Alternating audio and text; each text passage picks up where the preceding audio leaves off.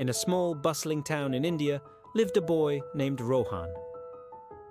From the moment he could understand the clinking of coins, he had one dream: to become a millionaire. He'd watch the lavish weddings, see the fancy cars zip by, and tell himself, one day that will be me. His eyes, bright with ambition, saw a future paved with gold. His journey began with fiery optimism. He started a small chai stall, waking up before the sun to brew the most fragrant tea in town. For a while, business was good. He saved every single rupee, his small tin box growing heavier each day. He felt the dream was within his grasp. Next, he invested his savings into a small textile business, hoping to ride the wave of the booming fashion industry. He traveled to big cities, sourced fabrics, and worked day and night. But the market was unpredictable.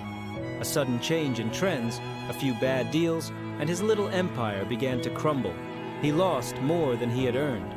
Undeterred, he tried his hand at a dozen other things: a delivery service, a small electronics repair shop, even tutoring. Each venture started with a spark of hope, but was eventually extinguished by challenges he couldn't overcome. The competition was fierce, his capital was limited, and sometimes plain old bad luck stood in his way. Years passed. Rohan was no longer the wide-eyed boy with a head full of dreams. He was a man with lines of worry etched on his forehead and hands calloused from years of hard work. He was not a millionaire. In fact, he was far from it. He sat by the same river where he used to dream as a boy, the weight of his failure heavy on his shoulders. He hadn't bought the big house or the fancy car. His bank account was modest. He had failed, or so he thought. But then, something shifted. As he sat there, the chai vendor he had once mentored waved at him from across the riverbank, his stall now thriving. A young woman whom he had tutored for free ran up to him, excitedly sharing that she had gotten into a good college.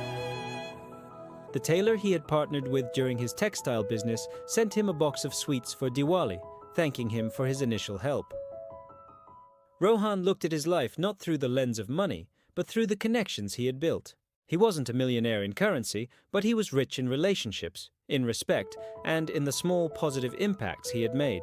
He realized his dream wasn't wrong, just incomplete. Success wasn't just about a number in a bank account. It was about the richness of the journey itself.